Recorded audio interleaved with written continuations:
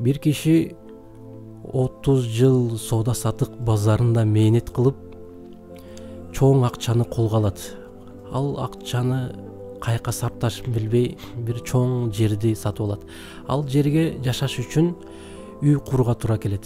Ал үйдү курууга кайрадан акча керек болгондугу үчүн кайра эле соода сатык базарына кирип кайрадан иштеш керек, мээнет кылыш керек болуп калат.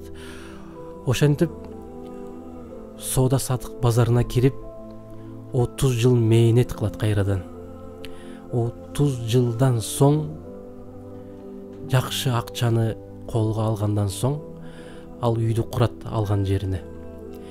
Ал үйдү кургандан кийин эми караса өзү дагы 60 жыл бою соода сатык базарында жүрүп, караса сакалы агарган, чачы агарган.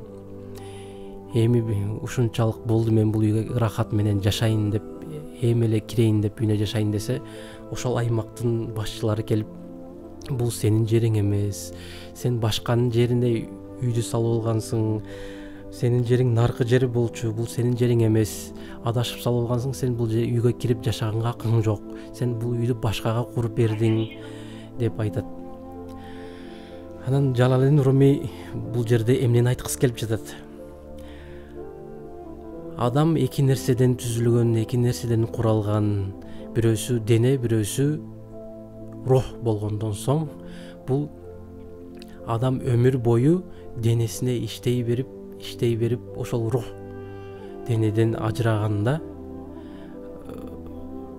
ошол денесине сарптаган мээнетини, мал мүлкүнү алып кетейин деген кезде, ошол кезде периште айтат экен: жок, сен башканын жерине үй курдуң, башканын мекенине, башканын жерине мал мүлкүңдү сарптадың, аларды алып кеткенге акың жок, бул сенин жериң эмес.